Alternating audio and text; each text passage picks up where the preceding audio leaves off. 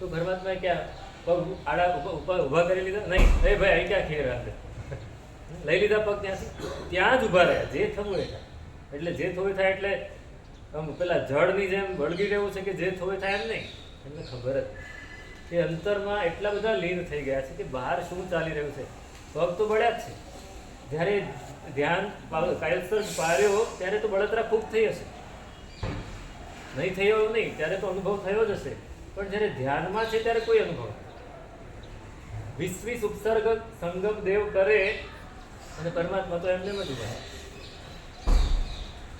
બે રીતે થાય. કાં તો પોતાની જે ચેતના છે એને અંદર પૂરેપૂરી સંકોરી લીધી છે એટલે બહાર એ ચેતન્ય છે જ નહીં.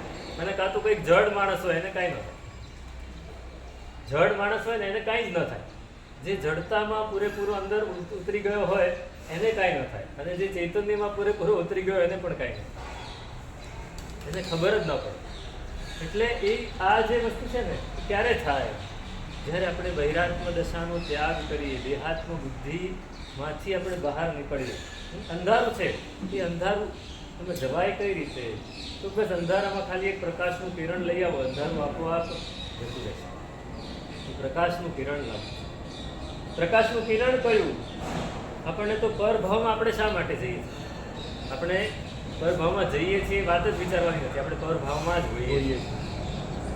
આપણે જવું, આપણે સ્વભાવમાં કોઈ દિવસ હોતા નથી, પરભાવમાં જ હોઈએ છીએ. એટલે પરભાવમાં જવું એટલે આપણે માટે એ પ્રયોગ જ બરાબર નથી. છતાંય આપણે વિચારીએ કે આપણે પરભાવમાં શા માટે જઈએ? સુખ મેળવવા, ઉદ્ગલનો અનુભવ લેવા. સુખ એ આપણે એને સુખ કહીએ છીએ.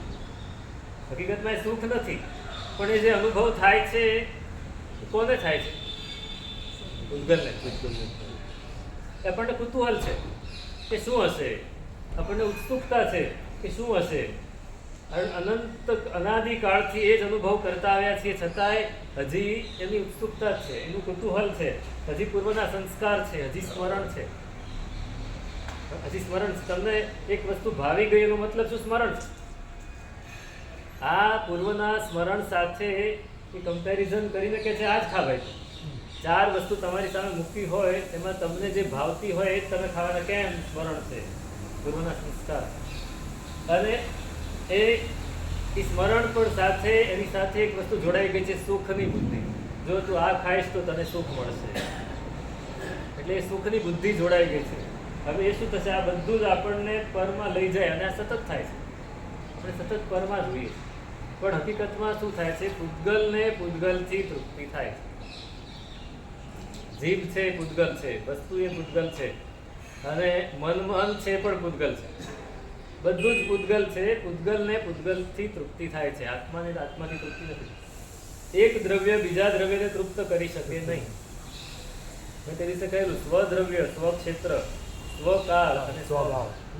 સ્વદ્રવ્ય છે એને પરદ્રવ્ય કાંઈ જ ન કરી શકે. આત્મદ્રવ્ય એ સ્વદ્રવ્ય છે, એને પૂતગલ એ પરદ્રવ્ય છે. એને કોઈ તૃપ્તિ પણ ના આપી શકે, એને કોઈ દુઃખ પણ ના આપી શકે. પૂતગલને જ પૂતગલ તૃપ્તિ આપે. પધેજી મહારાજે જ્ઞાનસારમાં કહ્યું કે પૂતગલ હિ પૂતગલાસ તૃપ્તિમ યાન્ત્યાત્મા પુનરાત્મના. પૂતગલથી પૂતગલ તૃપ્તિ પામે છે, આત્મા તો આત્માથી જ તૃપ્તિ પામે. પરતૃપ્તિ સમારોપો જ્ઞાનીનો સ્તંભ વિજ્ય. એટલે આપણે શું આરોપ કરી દીધો? આપણો આ આરોપ છે, આરોપણ કરી દીધું. જે વસ્તુ જ્યાં ન હોય ત્યાં એને ગોઠવી, એનું નામ આરોપણ કરે. સમજો કે કોઈ યુવાન છે, એને બહુ સરસ હેરસ્ટાઈલ એવી કરી, દાઢી એવી રાખે. અત્યારે દાઢીની સ્ટાઇલ છે બધી. એટલે બધાને કે તું તો કોહલી જ લાગે છે, તું તો કોહલી જ લાગે છે, કે તું તો ફલાણું જ લાગે છે, તું તો આ જ લાગે છે. તો એ આરોપણ કરે. એ વ્યક્તિ એ છે નહીં, પણ એનું આરોપણ કરે. હવે એ જ રીતે પૂતગલથી આપણને તૃપ્તિ થતી નથી, પણ આપણે આરોપણ કર્યું. પૂતગલથી જે પૂતગલને તૃપ્તિ થાય છે એનું પ્રતિબિંબ આપણામાં પડે છે, અને આપણે માની લઈએ છીએ કે મેં આ કર્યું અને મને આની તૃપ્તિ મળી, અથવા મને આનું દુઃખ થયું. અને આ એટલા ઊંડા સંસ્કાર, એટલા મૂળિયા ઊંડા છે કે આપણે માની લીધું, આપણે એને પોતાનું છે એમ જ સ્વીકારી લીધું. એનાથી આપણે બહાર એને જુદા થઈ શકતા નથી. એ જુદા થવું એટલે બહુ જ અઘરી વસ્તુ છે. આપણે થઈ શકતા નથી કે થવું જ નથી? કારણ થઈ શકતા પણ નથી અને થવું પણ નથી. સમજો ચામડી જીવતી ઉખાડી લેવાની એના જેવી પીડા આપણને થાય જો આનાથી આપણને જુદા પાડીએ. પણ એકવાર સહન કરવી પડે. એ આપણી ઉપર આપણે કઠોર થવું પડે. આપણી જાત ઉપર આપણે કઠોર થવું પડે કે આ ભગવાન કઠોર થાય. ભગવાને આપણને ખબર છે, ભગવાને દીક્ષા લીધી પછી ત્યાં પેલા તાપસના આશ્રમમાં ચોમાસું રહ્યા અને ત્યાં પેલી ગાયો ઘાસ ખાવા આવી તો ભગવાને ત્યાંથી નીકળી ગયા. પણ ત્યારે 3 નિયમ બનાવ્યા, ખ્યાલ છે કે અપ્રીતિ વાળા સ્થાનમાં રહેવું નહીં, પછી મૌન રહેવું અને ત્રીજું ગૃહસ્થનો વિનય ન કરવો. આ 3 નિયમ આપણને દેખીતા દેખાય છે, પણ એમને ચોથો પણ એક નિયમ કરેલો, પોતાની જાત સાથે કઠોર થવું, જીવવાની ઈચ્છા ન રાખવી. મેં કહેલું જીવવાની ઈચ્છા નહોતી પરમાત્મા. 3 વસ્તુ હતી, એક જીવવાની ઈચ્છા, એક જાણવાની ઈચ્છા અને એક ભોગવવાની ઈચ્છા. આ 3 નિયમ બીજા લીધા જે લોકોને ખબર નથી, આપણને ખબર નથી, બહાર જાહેર થયા.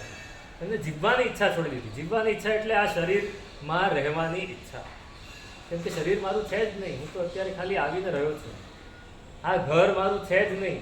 હા, તમે સમજો કે તમારું ઘર રીડેવલપમાં ગયું હોય, રીડેવલપમેન્ટમાં, અને તમે ભાડાના ઘરમાં ગયા હો તો એ ભાડાના ઘરને તમે જરૂર હોય એટલું ફર્નિચર લાવો. જે જરૂર ન હોય તમે વિચારો કે હવે આમાં તો 2 વર્ષ રહેવું છે, બધું ઘર બની જાય પછી તો ત્યાં જ જવાનું છે, તો ત્યાં જ બરાબર કરશું ને, અહીંયા શા માટે ખર્ચો કરવાનો? એમ આ ઘર ભાડાનું છે, તારે રહેવું ભાડાના મકાનમાં. પેલું ગીત છે કે તારે રહેવું ભાડાના મકાન. આ ભાડાનું ઘર છે, એમાં કેટલા પેલા શણગાર કરવા, કેટલા શણગાર. જ્યાં જવાનું છે ત્યાં જ શણગાર કરીશું. નિજ ઘરમાં જવું છે, પર ઘરમાં નથી રહેવું. આ પર ઘર છે, મારું નિજ ઘર તો મારો આત્મા છે. તમે પેલી પૂજા ગાઓ છો ને, પાર્શ્વનાથ ભગવાન પંચ કલ્યાણક પૂજા, એમાં ભગવાન જ્યારે દીક્ષા લે છે ને, 30 વર્ષ ઘરમાં વસ્યા સુખભર વામાનંદ, નમો રે નમો નિત્યનાથજી. એની છેલ્લી ગાથા છે કે નિજ ઘર આયે નાથજી, ઈયા ખીણ ખીણ રૂએ. નિજ ઘર આયે, અત્યાર સુધી પર ઘરમાં હતા, હવે નિજ ઘરમાં. નિજ ઘરમાં, નિજ ઘરમાં જવું છે. એક ચિદાનંદજી મહારાજનું એક પદ છે, પિયા પર ઘર મત જાવો રે. પોતાની ચેતના પોતાના આત્માને કહે છે કે ભાઈ તું મારું પ્રિયતમ છે, તું સ્વઘરમાં પોતાના ઘરમાં રહે, પર ઘરમાં કેમ થાય? આ પર ઘરમાં આપણે ગયા ને એટલે આપણને એની સાથે આપણે એકમેકતા અનુભવીએ છીએ. એટલે એ ચામડી ઉતરવાની વેદના આપણાથી સહન નથી થતી. એ વાત ગત સુકુમાલ મુનિએ છોડી દીધી. પર ઘરમાં નથી જવું, સ્વઘરમાં જ રહેવું છે. અને સ્વઘરમાં જે રહ્યા એટલે પછી એને અંગારા મૂક્યા કે ગમે તે કર્યું. આપણે બોલીએ કે મારું કંઈ બળતું નથી એવું વિચારતા હતા, એવી ભાવના ભાવતા હતા, એવું હતું જ નહીં. એવું હોય ને તો ભાગી જાય માણસ. ત્યાંથી આમ નાખીને દૂર ભાગી જાય કે આ શું કરો છો તમે? એ એમને ઊભા એટલું સહન કરવું બહુ અઘરી વસ્તુ છે.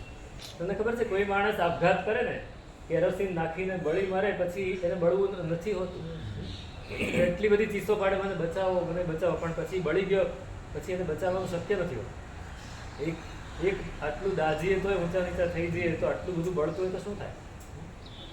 પણ એમણે પોતાની ચેતનાને પોતાના ઘરમાં એવી સંકોરી લીધી છે કે હવે બહાર એમને કંઈ ખબર જ નથી. બહિરાત્મ દશામાંથી અંતરાત્મ દશા, આ જ્ઞાની બનવાની જે શરૂઆત હતી અને જ્ઞાની બન્યા એની એક ઊંચાઈ, આ 2 વચ્ચેનો આટલો તફાવત. શરૂઆત ક્યારે થાય? જ્યારે આપણે કંઈ પણ પ્રસંગ બન્યો તો આપણી જાતને એમાંથી બહાર કાઢવાની કોશિશ કરીએ કે આ જે છે એ પરનું છે, મારું નથી.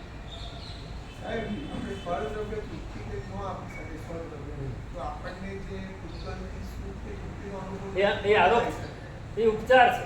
મેં હમણાં કહ્યું ને, તમે એને વિરાટ કોહલી માની લીધો છે, એ વિરાટ કોહલી છે નહીં.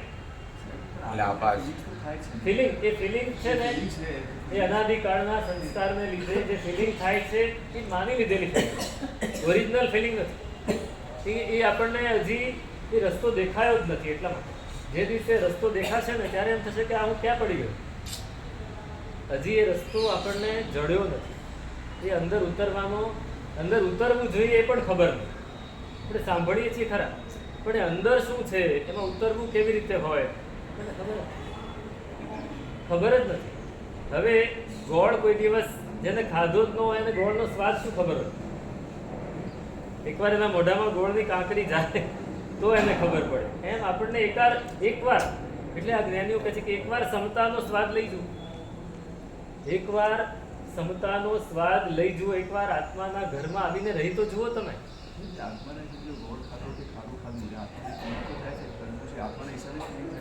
આત્માના હિસાબે જ થાય છે ફિલિંગ, પણ એ આરોપણ છે. આત્માએ પૂતગલને પોતાનું માની લીધું. હા, એ સ્વાદ પૂતગલને જુઓ, સ્વાદ કોને આવે છે? અસર આત્માને થાય છે. હા, હું તમને દાખલો આપું. અરીસો છે, હા, મિરર, એની સામે તમે ઉભા રહો છો. હવે એમાં જે પણ દેખાય છે તમારી જાત, તમે તમારી જાતને જુઓ છો. હવે સમજો કે ઘણીવાર એવું પહેલા જૂના મૂવીમાં એવું દેખાડતા કે પહેલા તો વાગ્યું હોય પણ એને સહન ના થતું હોય તો પટ્ટી લગાડે, તો અરીસાને પટ્ટી લગાડે. પોતાની જાતને પટ્ટી લગાડવાને બદલે એ પટ્ટી લગાડવાનું બી એને દુઃખ થતું હોય તો અરીસાને પટ્ટી લગાડી દઈશું. બસ આપણે આ કરીએ. એ અરીસાની જે અંદર જે છે ને એને સાચું માની લો. આ ભ્રમણા છે, આ ઇલ્યુઝન છે. મેં કાલે કહ્યું મતિ જ્ઞાન અને શ્રુત જ્ઞાનનું આપણામાં જે પડછાયો પડ્યો છે એનું ઇલ્યુઝન એ ભ્રમણા છે. જો આપણે સાચું માની લઈએ, સાચું જાણી લઈએ, એકવાર આપણો જો ક્ષયોક્ષમ થઈ ગયો એવો અને આપણને સાચું દેખાઈ ગયું ને તો પછી આપણને રસ જ નહીં પડે. રસ નહીં પડે. તમે જો હું તમને એકદમ સ્થૂલ દાખલો દેખાડું તો નાના બાળકને જે રમકડું રમવામાં આનંદ આવે છે એ 15 વર્ષના બાળકને રમકડું આપો તો એ રમશે ખરું? કેમ? ત્યારે તો રમતો હતો, એને કે આ તો તને બહુ ગમતું હતું. આ વાત છે. આપણને આ બહુ જ ગમે છે પૂતગલની આસક્તિ, પણ જેવા આપણે પૂતગલથી ઉપર ઉઠીશું ને પછી આપણને ગમશે એ વસ્તુ ગમશે જ નહીં. પણ એની માટે અનુભવ કરવો પડે, મહેનત કરવી પડે. તમે એકવાર ધ્યાન કરી જુઓ, એકવાર ધ્યાનમાં ઊંડા ઉતરી જુઓ, થોડી મહેનત લાગશે. હા, થોડું આનાથી થોડું અળગા થવું પડશે. આપણે જેની અંદર પૂરેપૂરા આમ કળણમાં ડૂબીને અંદર ચોંટી ગયા છીએ ને એમાંથી થોડું ઉખડવું પડશે. થોડા ઉખડીશું ને અહીંયા કહે છે કે પ્રતિબિંબ પડ્યું, હા, દર્પણમાં પ્રતિબિંબ પડ્યું એટલું આપણને ખબર પડી. જ્યારે આપણે શરૂઆત કરી ને ત્યારે દર્પણમાં પ્રતિબિંબ તો આવશે પણ એને ખ્યાલ હશે કે આ તો પ્રતિબિંબ છે, હું નથી. અત્યારે આપણને એમ છે કે આ હું છું, પણ જેવું આપણે અંતરાત્મા દશામાં જવાની કોશિશ કરશું ને તો ખ્યાલ આવવા મળશે કે આ હું નથી, આ તો પ્રતિબિંબ છે. હું તો કંઈક જુદો છું. આ મારો આત્મા અત્યારે જે શરીરમાં રહી રહ્યો છે એનું આ પ્રતિબિંબ છે.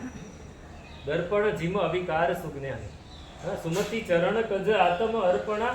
દર્પણ એ ભોગનું, એ પરભાવનું પ્રતિબિંબ. આખું સાંખ્ય દર્શન આ જ માન્યતા ઉપર ઊભું થાય છે. સાંખ્ય દર્શન શું માને છે કે આત્મા છે એ નિત્ય છે. આત્મા નિત્ય શું કહેવાય એને વિકાર રહિત છે, નિર્વિકાર છે. તો આ બધું શું છે તો કે આત્મામાં જે પ્રકૃતિનું અથવા પૂતગલોનું જે પ્રતિબિંબ પડે છે એને આત્મા પોતાનું માની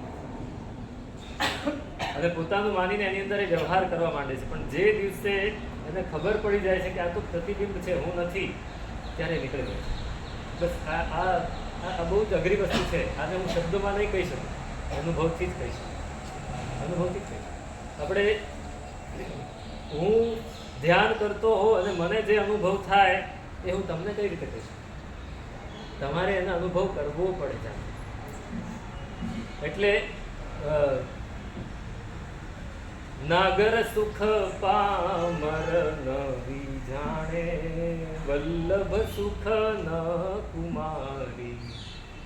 અનુભવ વિણતી ધ્યાન તણુ સુખ, ગુણ જાણે નર નારી.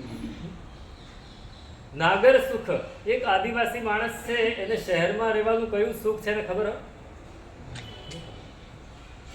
એને આદિવાસી માણસ છે એને તો ત્યાં નાળિયેરનું પાણી જ પીવાનું છે અને જે જંગલી ફળ મળે એને ખાવાના છે.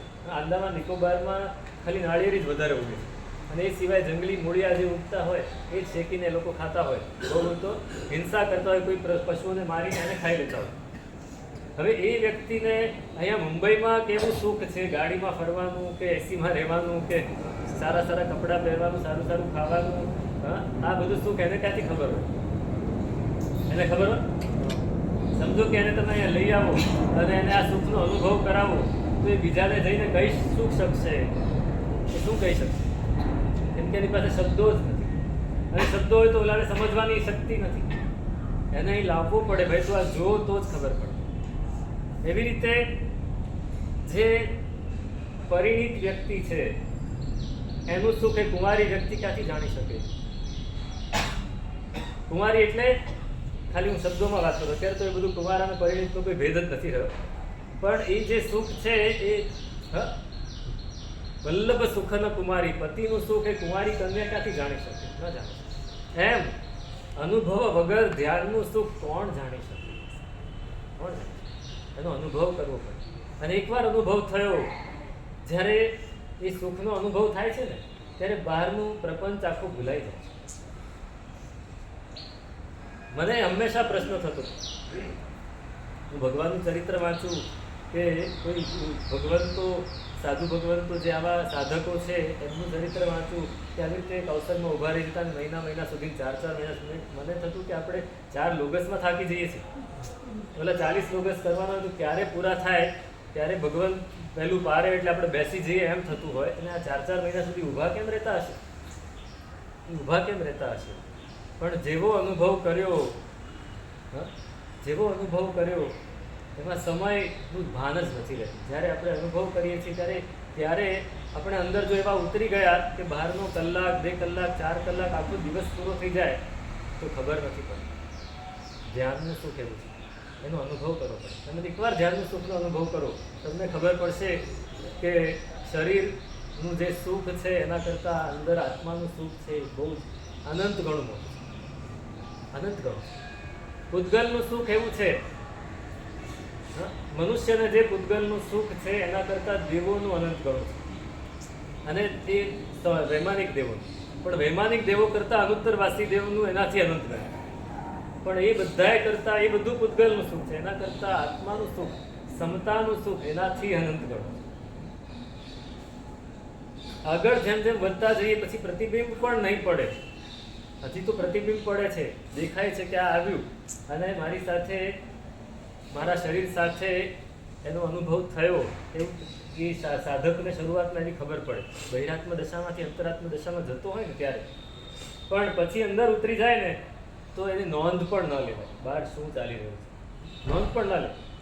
અંતરાત્મ દશા આવી એટલે અસંગ દશા આવી. હવે સંગ છૂટવા માંડ્યો, પરનો સંગ નથી, સંગ છૂટતો જાય એટલે હવે કોઈ પ્રતિકાર રહેતો નથી, કોઈ પ્રતિભાવ રહેતો નથી. સારું આવે તો પણ પ્રતિકાર. કમઠે ધર્ણેન્દ્રે ચ, એવી રીતે કૌશિકે ચ સુરેન્દ્રે ચ પન્નગે ચ સુરેન્દ્રે ચ કૌશિકે પાદ સંસ્પૃશી. મહાવીર સ્વામી પરમાત્મા માટે પણ આ જ શ્લોક છે કે એક બાજુ ચંડ કૌશિક આવીને ડંખ આપે છે કે બીજી બાજુ ઇન્દ્ર આવીને પરમાત્માને ઘોષિત ચંદનનું વિલેપન કરે છે. પરમાત્મા માટે બેય સરખા છે, કારણ કે બે તરફ એમનું ધ્યાન જ નથી, બેયની તરફ એમનું કોઈ લક્ષ્ય જ નથી. એ અસંગ થઈ ગયા છે, એનાથી ઉપર ઉઠી ગયા છે. આપણે ઉપર ઉઠવું છે.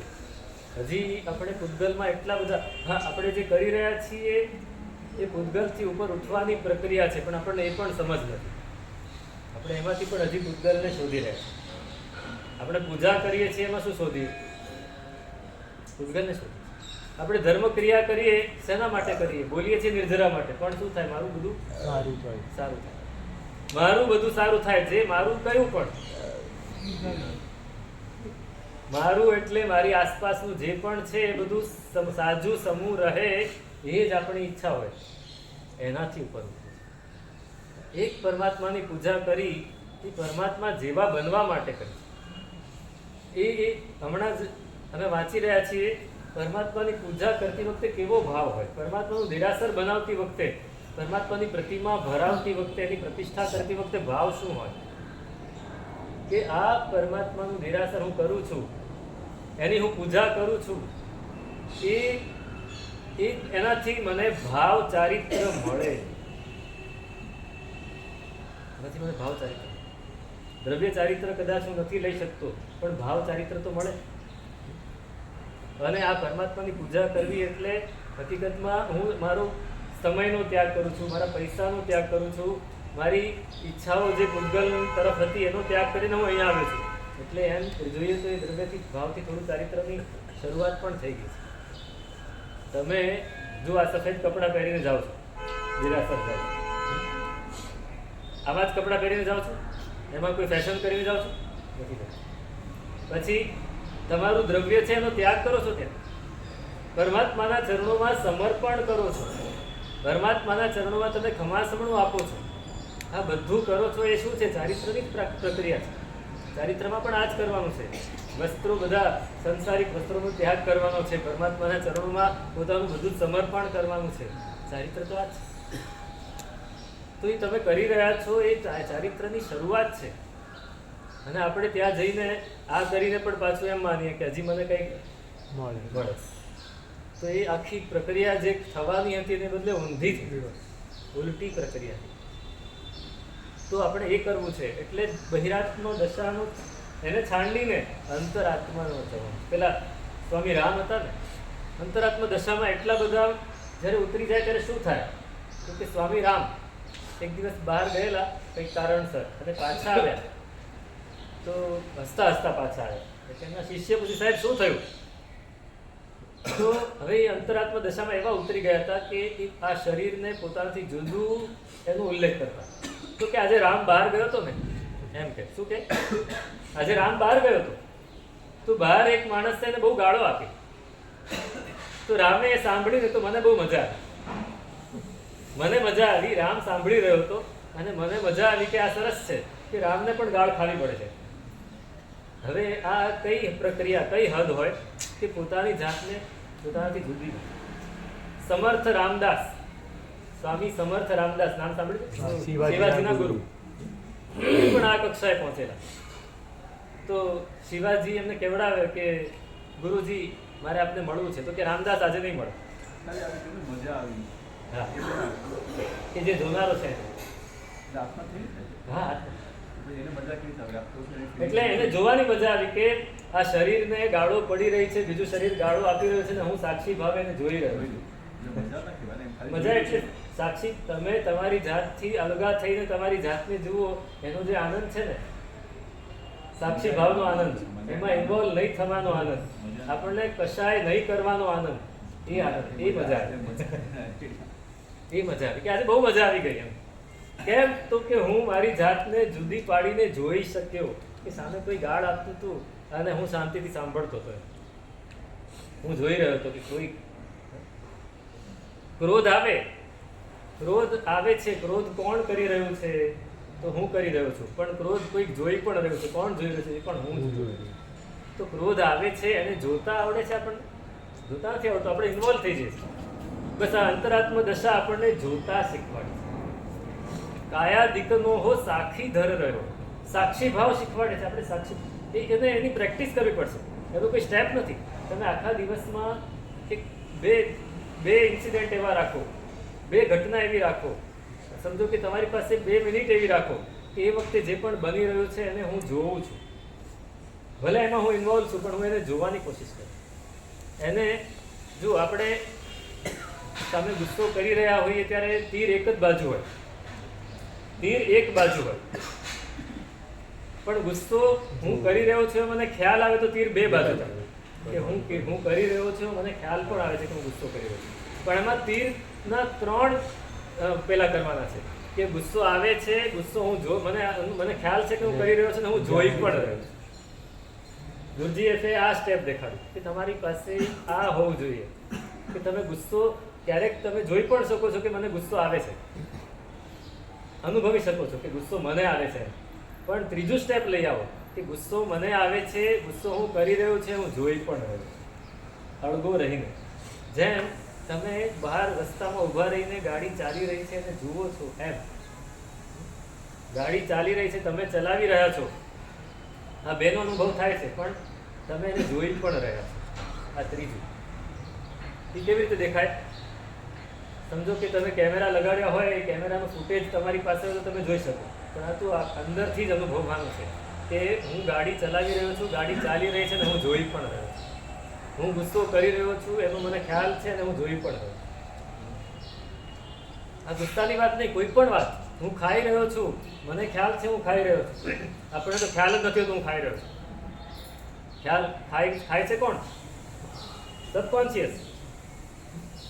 આપણે એમાં એટલા બધા ઇન્વોલ્વ થઈ જઈએ છીએ કે ખાતા ખાતા વાતો પણ કરતા જઈએ, ખાતા ખાતા વિચાર પણ કરતા જઈએ, ખાતા ખાતા ફોન પર કંઈ જોતા પણ જઈએ, બધું જ કરતા જઈએ. તો એ ક્યાંથી થશે? આનાથી ઉપર. તમે ભગવાનની પૂજા કરો છો, ચલો એમાં લઈ જાઓ, એ તો આપણે કરી જ શકીએ.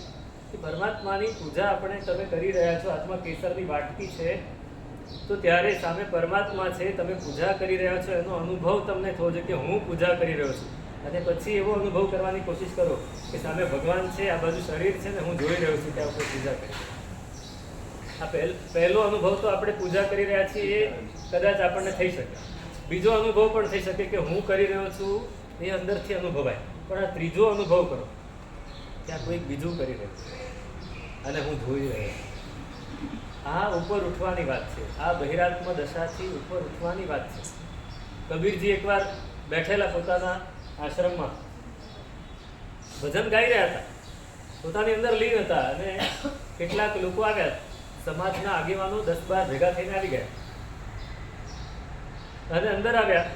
એમને એવી માહિતી ક્યાંકથી મળેલી કે કબીરજીએ આવું કંઈક ગેરવર્તાવ કર્યો છે, એટલે કબીરજીને અમારે ઠપકો આપવાનો. અને એ લોકો આવી ગયા અને નક્કી કરીને આવ્યા કે આજે બરાબર ઠપકો આપી દેવો છે કે આ રીતે તમે કરો તો કેમ ચાલે. આવ્યા અને કબીરજીને બોલવા માંડ્યા જેમ તેમ, તમે આવા છો, તમે તેવા છો, તમારાથી આમ ન થાય, તમારી સમાજમાં કેટલી રેપ્યુટેશન છે ને તમે આમ કરો છો. ઘણું બધું કીધું. કબીરજી હા હા બરાબર છે, બરાબર છે, બરાબર છે એમ કરીને એટલે એ લોકો નીકળી ગયા, ત્યાંને સ્વીકારી લીધું. ઘરે પહોંચ્યા પછી ખબર પડી કે આ માહિતી ખોટી હતી.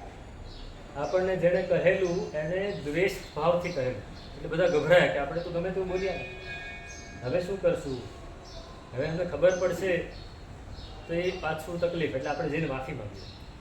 એટલે બધા ભેગા થઈને પાછા ગયા માફી માંગવા માટે. અને માફી માંગે કે સાહેબ માફ કરી દો. તો શેની માટે માફ કરો?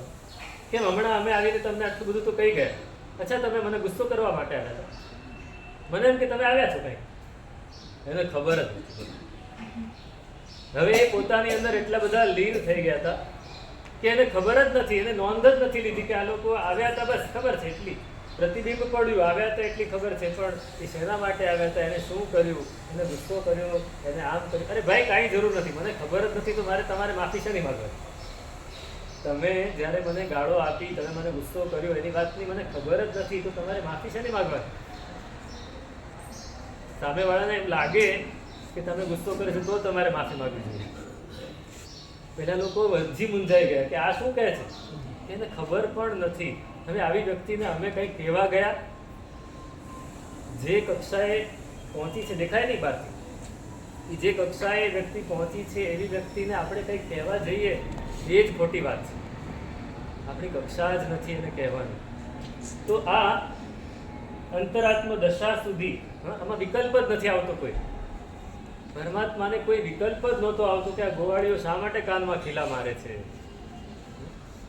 આપણને તો કોઈક શબ્દ કંઈક કહી જાય તો આપણને કમસે કમ આપણે એનો જવાબ ન આપીએ, એનો પ્રતિકાર ન કરીએ, એની સામે રિએક્શન ન આપીએ, પણ અંદરથી થાય ને કે શા માટે આ કહી ગયું, એવું તે શું થયું કે એને કહેવું પડે. હવે એ રિએક્શન સુધી જવાની જ વાત નથી, વિકલ્પ જ નથી. આ બહુ જ મોટી વાત છે. એક્શન થાય અને રિએક્શન આવે, એ એક્શન થાય એ જ ખબર નથી. બહિરાત્મ દશામાં જ એક્શન રિએક્શન સતત ચાલ્યા કરે છે. આપણને સતત એક્શન ને રિએક્શન, સતત એક્શન ને રિએક્શન. ધ્યાન સાધના સૌથી પહેલું એનો ઘા આની ઉપર કરે છે. તમે એક્શન ઉપર ધ્યાન જ નહીં. એક્શન આવી પહેલેથી એમ નહીં થાય, પહેલા રિએક્શન ઉપર ધ્યાન નહીં આવે. એટલે હું વારંવાર કહેતો હોઉં છું કે મચ્છર કરડ્યું, કાલે જ વાત કરી, અંદરથી ખંજવાળ આવી તો એ ખંજવાળને જુઓ, એનો પ્રતિકાર. મચ્છર કરડ્યું એને ઉડાડવાની ઈચ્છા ન રાખો, અરે આ ઉડી જાય તો સારું, એવું મનમાં નહીં વિચારો, જુઓ તો. આ જ તમે ધ્યાન સાધનાની આ મુખ્ય શરત આ જ છે કે માથું દુખવા આવ્યું, ધ્યાન કરવા બેઠા હોય ત્યારની વાત નહીં, એમને પણ માથું દુખવા આવ્યું તો ત્યારે શું કરવાનું એને જુઓ, એને અનુભવો, એની પર પૂરેપૂરું ફોકસ કરો કે માથું દુખી રહ્યું છે, કઈ રીતે દુખી રહ્યું છે, શું દુખી રહ્યું છે, એને પ્રતિકાર કરવાની કોશિશ ના કરો કે ભાઈ દવા લઈ લો. અંદર પણ વિચારો નહીં કે દવા લઈ લઉં, માથું કંઈક દબાવી દઉં, બામ લગાડી દઉં, નહીં. જુઓ એ જોતા જોતા જોતા જોતા 10 ક્ષણ જશે ને કે ક્યારે દુખાવો બંધ થઈ જશે ખબર નહીં, દુખાવો જતો રહેશે. અમારા અનુભવની હું વાત કરું. કાં તો તમે પૂરેપૂરું તમારું ફોકસ બીજો કોઈ વિચાર ના આવવા દો, ધ્યાન એ દુખાવા ઉપર જ રાખો, અને કાં તો દુખાવા પર બિલકુલ ફોકસ ન કરો અને તમે જે કરી રહ્યા છો એમાં જ ફોકસ કરો, તોય દુખાવો જતો રહેશે. બે બાજુ, કાં તમે પૂરેપૂરું એની પર ફોકસ કરો, એની પર જ ધ્યાન આપો, અને કાં એની પરથી બિલકુલ ધ્યાન હટાવી દો. તમે એને જોતા શીખી જાઓ, અનુભવ કરતા શીખી જાઓ. ત્યાં દુઃખ આપણે છે ને ભોગવવા માંડીએ છીએ, ભોગવો નહીં, એને દૂરથી જોવાનું શીખી જાઓ. જ્યારે આપણે ભોગવીએ છીએ ને ત્યારે આપણે એની અંદર ઇન્વોલ્વ થઈએ છીએ. સહન કરવું એટલે ભોગવવું. કોઈ માણસ એમ કહે કે મારે બહુ જ સહન કરવું પડે છે, એનો મતલબ કે એને ભોગવવામાં જતો, એ ભોગતા ભાવમાં જતો, ભોગવવામાં નથી જતો.